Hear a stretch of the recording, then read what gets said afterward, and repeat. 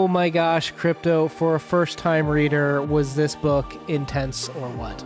This book, I think it broke me. We've done some short stories, and this is my first novel of hers, and I didn't think that she could break my heart anymore. But with a novel, she was able to do that. This book is a multi-decade experience for our main protagonist, Janie. And I'm still trying to figure out how Hurston crammed all of this information into this book. Let's get into breaking down this book today in terms of some plot, some analysis, discussion. We got a good one planned today. Their eyes are watching you, Una. This book would really help when you have a biography such as Wrapped in Rainbows or her own autobiography, Dust Tracks on a Road, to kind of really bring out some of the meaning, because while I think it's very easy for a lot of people to talk about some of the obvious symbology, such as the pear trees and the mules, I think knowing where it comes from in Zora's actual life, I think brings a lot more value to it. So I'd like to kind of go through that with you today, Crypto, since I know you haven't read any of the biographies out there, I believe, correct? No, I've not read any of the actual biography. I looked a few things up here or there because I thought that, there's got to be more to this. There's just too many subtle nuances that feel real and not just something that's fictionalized. And I think that knowing those pieces from one of the biographies would be tremendously helpful to just pulling out a few of those nooks and crannies that are going to be benefiting in why maybe she wrote Janie the way she did, why she put Janie in these situations, and what ultimately happens to Janie towards the end of her life. Right. And I think you hit it on the head there, too, where some people talk about how Janie is Zora Neale Hurston. And that's not totally true, because Janie is a lot more conservative, a lot more submissive to males than Zora Neale Hurston ever was. There's just enough differences that this really is a literary creation. But I think she kind of creates her own little system of how she uses mules and how she uses pear trees and how she uses sunsets and what those meant in her life, that I think it makes it valuable enough. So let's start off with talking about Janie as a young child, because we start off with this free indirect discourse that we've talked about many times before, where there's a narrator voice and then there's a character voice, direct discourse. And sometimes what happens is the narrator, like the main character's voice, almost just becomes the narrator sometimes. And it kind of blurs lines in terms of how you trust that character, in terms of what you know about that character.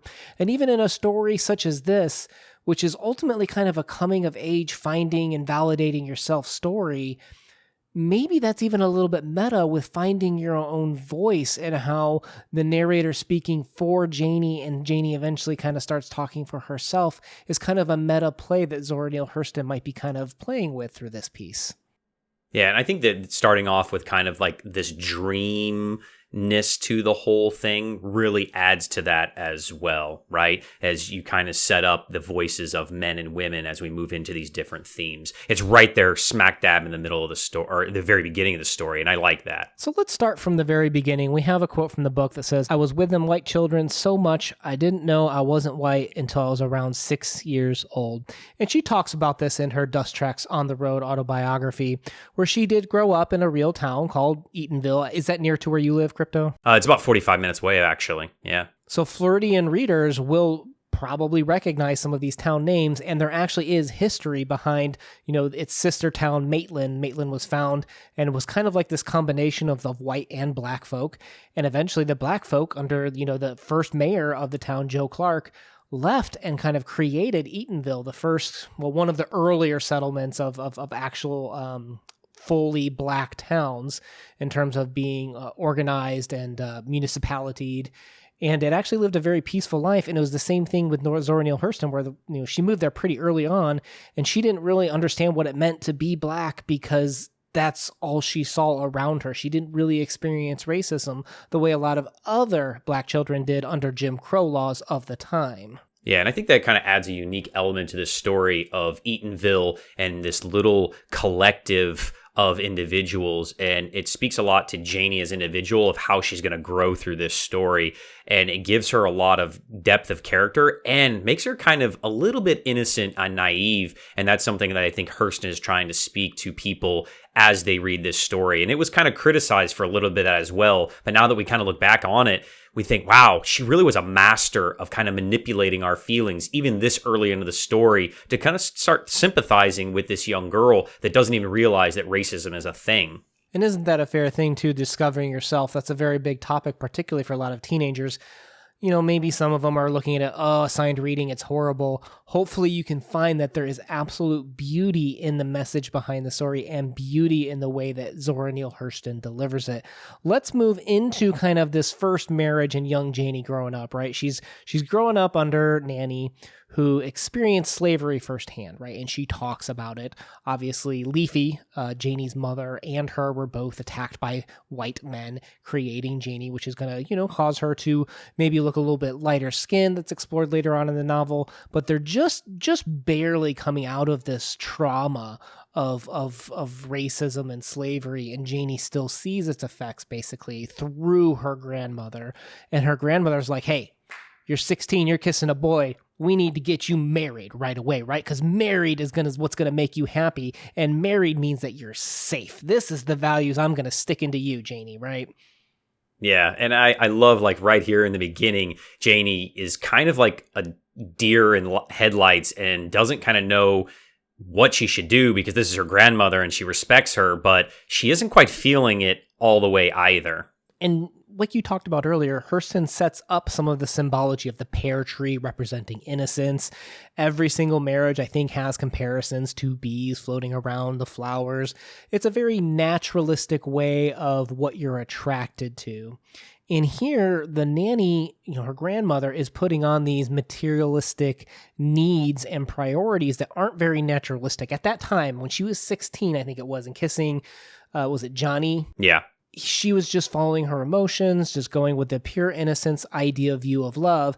And here comes, the previous generations. It's like, no, wisen up, girl. This is what you need in your life. Yeah, and I think that, the whole story itself is about self-discovery, and the key word there is self. And right in the beginning, she has her grandmother kind of telling her who she's going to be. And I think that Janie is starting to resent that already and thinking, all right, I have to respect my grandmother, respect my elders, but this is my journey and this is what I want to do. And I love that how Hurston has crafted this right at the beginning of the story of this self-discovery journey, because that's really what it is, right? Absolutely. And we fast forward to Logan Killick's, where all of a sudden we're chopping wood and peeling potatoes. What the heck happened here?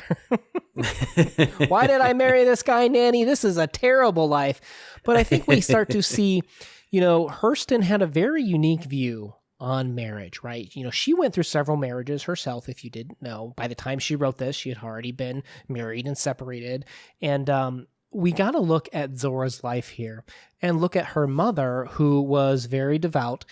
She was married to this Baptist, priest, minister. And what happens with him is he becomes unfaithful. He starts sleeping around, traveling, visiting other women. And her mother knew this. Lucy knew this the whole time.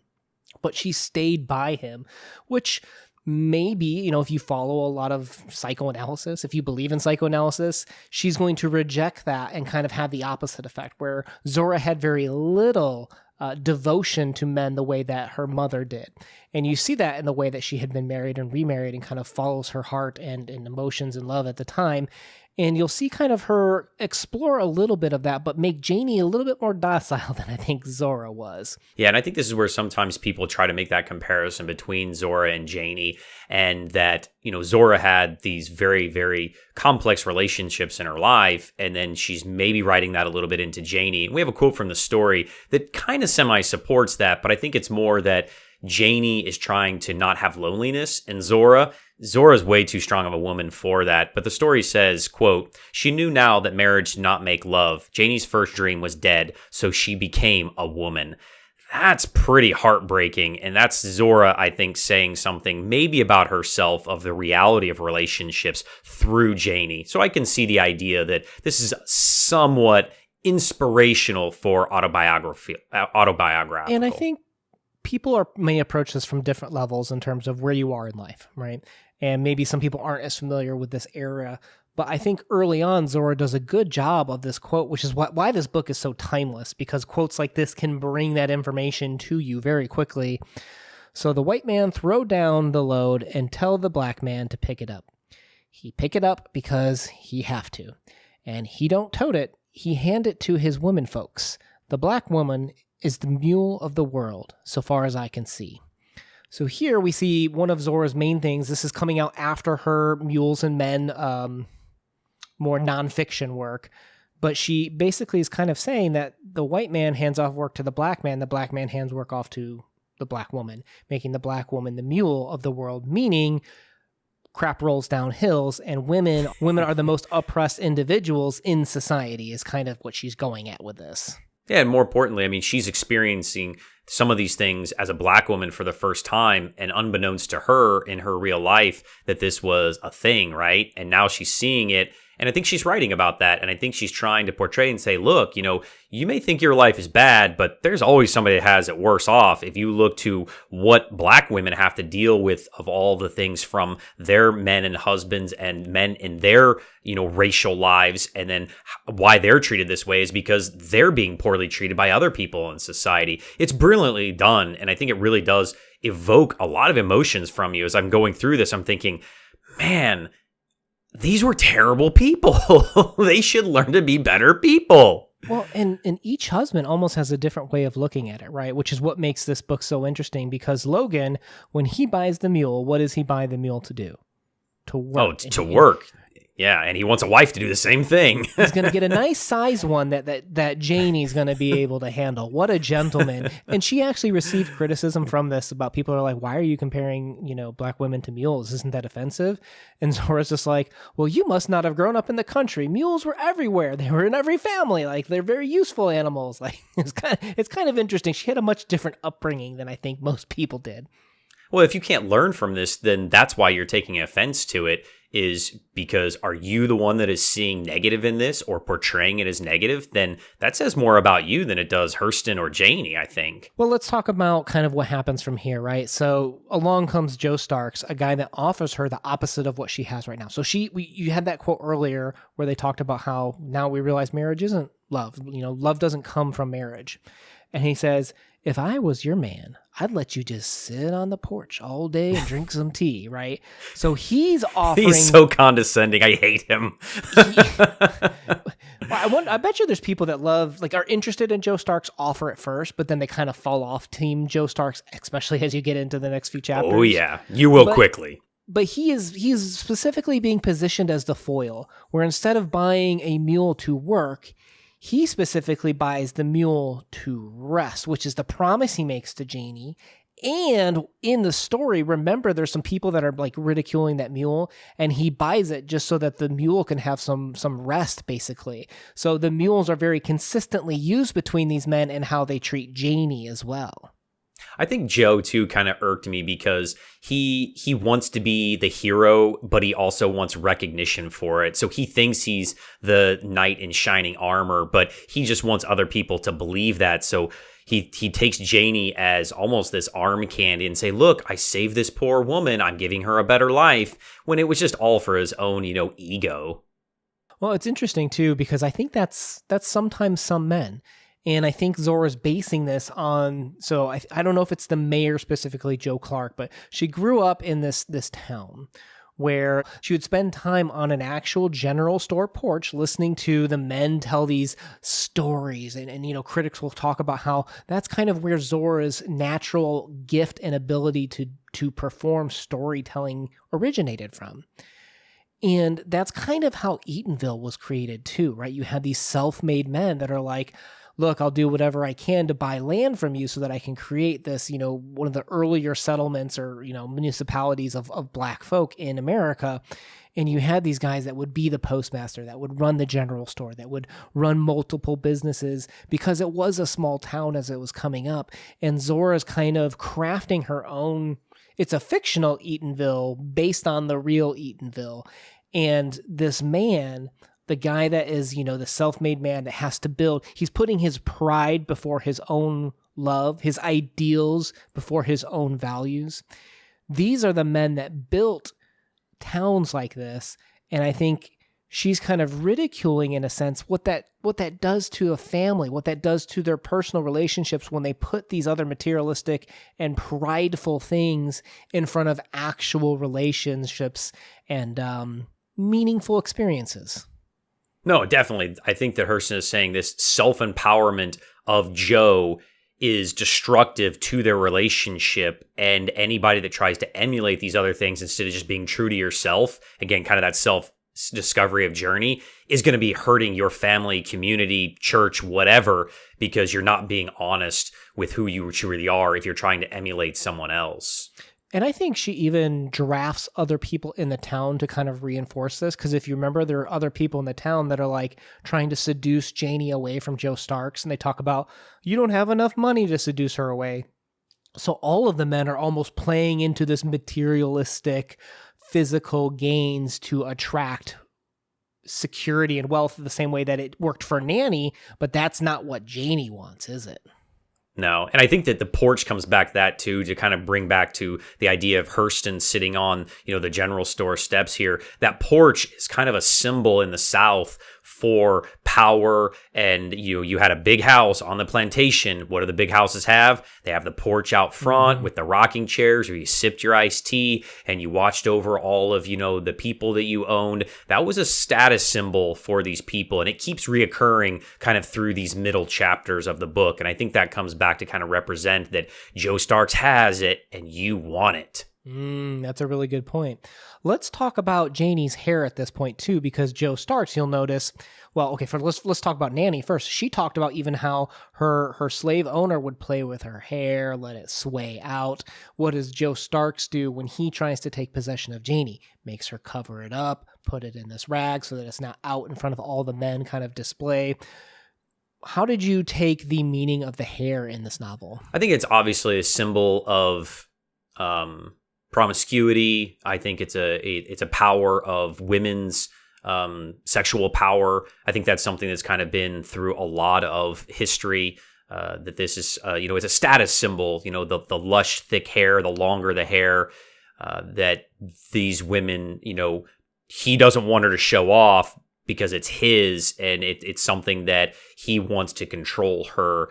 Because it identifies of kind of who they are. I completely felt the same way, just in terms of that. One of our buddies, Jack the Rambling Raconteur, I'll leave a link to his video down below. He had a great talk too, where he talked about how since Janie's father was a white man and her grandfather, Nanny's slave owner that attacked her, was also a white man, that her hair is almost even just described as a little bit straighter, as a little bit, the color isn't as black. So Janie isn't as black. And that obviously becomes a bigger idea later once they go to the Everglades. But he kind of brought up too that idea of, is she covering up, is Joe covering up some of her non-blackness in a sense too? It's another interesting way to look at it, particularly when you think about how the slavery had all that intergenerational trauma with the shadow families that were created from slave owners as well. Oh, I never thought about that. See, I just kind of took it as like the misogynistic viewpoint, but I didn't think of it as kind of the racial viewpoint.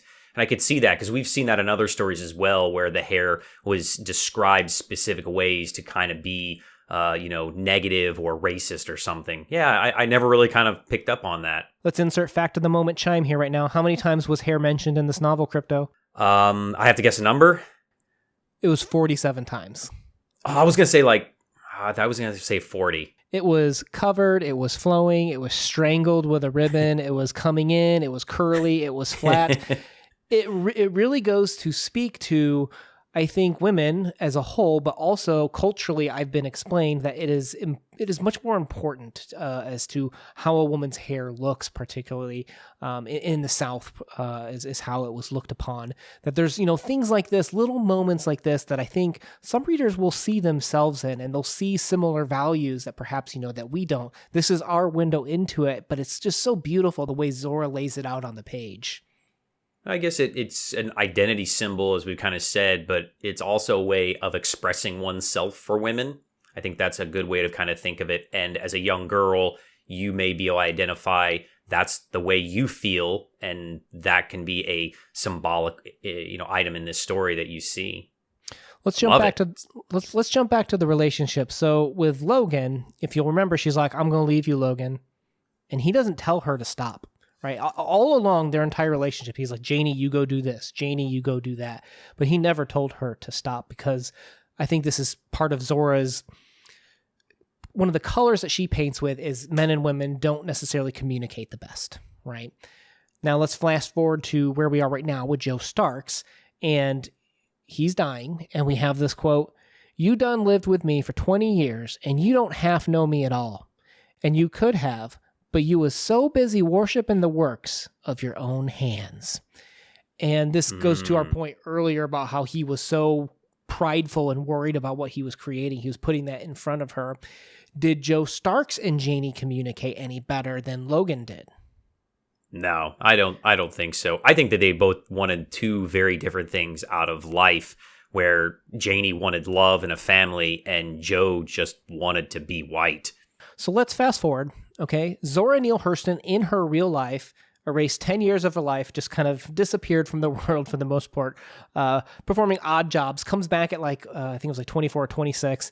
In order to finish her high school, she's got to pay for it. She ain't got no money. What's she do? Erases 10 years from her life, tells the state that she's 16 years old and goes to school in her 20s in high school, 10 years older than everyone else, right? I did not know that. It's hysterical. So she's 26. Whoa. Let me get this straight. She's 26, pretending to be 16, like in a movie or something. Yes. And attending high school. And she's so energetic and so charismatic that mostly it was believed, but there are some instances where teachers are kind of like, but they don't say anything, right? Because this is, education is important, and to be denied education is a big deal. So I think perhaps, some people saw it as a good way for her to move forward. But let's, look at her own life. She continued to just kind of lose those years. Like, they never came back really, per se. She eventually married a man much younger named Percy Punter, and he became the archetype kind of for a lot of the values that got injected into tea cake. Oh, we can't. Can we just stop? I don't want to go anymore. No, we can't talk about tea cake because I'll start crying. I think he was the only one that I liked in the story. I mean, besides maybe Janie herself. I mean, Janie seems just so innocent. How can you not love her? But well, how can you not like him? Because he's so playful. He's energetic. I know. He's no, innocent. I love tea cake. And then he brings partnership where, unlike, if you remember, both Joe and Logan are like, Janie, this is what you're going to go do. They don't ask her, Janie, what would you like to... No. Janie, go chop that wood, shuck them potatoes. Janie, go work in that general store. Along comes tea cake of, Janie, I'm going to go work in the fields. Oh, do you want to work in the fields? He's the first one offering her a partnership in life. Yeah, that's what I was totally going to say. He wants a partner, not somebody to order around or somebody to show off. He wants a life mate that he can build something with. And I think that he probably had very similar, ideas as a young teenage boy that she had, and he's much younger than her. So he's still maybe kind of in that ideology of his life of looking for true love. And that, a marriage is maybe something that can give that to him because, I mean, he's so likable. He's a natural leader and he's charismatic and people trust him. And don't make me cry, Una. so he's likable. He's charismatic. You can trust him. Is he mature? No. I mean, he's what, like 15 years younger than her? He's a kid still. Well, and we fall in love with him the same way that Janie does, because Janie is also finding herself through tea cake, through respect, through trust, and that's part of the trust right away when he disappears that first day and comes back with like this gambling and guitar story. You're like, oh crap, is this going to be another repeat where as soon as she marries the guy, overnight the guy changes into a nightmare? But but the guitar's funny, right? they overcome it, not in a mature way, but they overcome it. But eventually we get to that scene where he hits her, right? Oh yeah. And I think a lot of readers are going to have problems with that. And in the autobiography, trigger warning there for sure. Well, they talk about in the autobiography too that perhaps in the Black community that there was more visible signs of violence, and they think that might have come as a learned activity from slavery, and perhaps that the beating was you got to remember this is 1937 when this came out, but 1930s 1920s era some men, this was their voice was hitting. I'm not saying it's correct. I'm not saying it's appropriate, but this is their way of expressing things. And what does Tea Cake do as soon as he does it? He goes and brags to people around town, which is super upsetting to read, particularly from a more modern sensibility standpoint. But I think this is partly speaking to that. So we saw Janie's intergenerational trauma earlier with, potentially her hair, her light skinness, and we see it in the Everglades when she goes to that restaurant, right? Now we see Tea Cake's intergenerational trauma of learning violence from racism, perhaps, being passed down over generations and stuff like that. But it's also a test and a warning to their relationship, right? Because right after this comes what? Yeah, this is where we get the hurricane event appear. Right. And racism is present, but not the main thing in the point of the story. I'm not saying this is the point of the story, but this is how it pervades. And they choose, do we follow the local indigenous animals and peoples who are escaping? Or do we trust the white men that are sitting here still trying to make, the money off of us before the hurricane comes? And they sit there and they stay with the white people trying to brave, quote unquote, this hurricane, right? Yeah, exactly. And I think this hurricane is very representative also of that turning point where once Tea Cake hit her, here comes the storm. Here comes the oncoming, returning violence that we see generation after generation and trauma that we cause to each other as human beings. And this is where he gets bit by the dog the wild dog that basically causes him to lose his mind. And it's the ongoing love that kept Janie there, even though she knew it wasn't the right choice. She was still making a decision to try to make something, I feel like, of this relationship. Yeah, for sure. I think to kind of go back real quick to the hitting part of, there's a few things that I kind of wanted to throw out there real quick is the 1920s and the 30s, a very different era. So you kind of have to take off your rose-colored glasses looking down upon these people from 2021. Not saying that it's right at all. You shouldn't hit anybody. I don't think that you should ever try to solve things with your fists because there's always your words, which is a better option.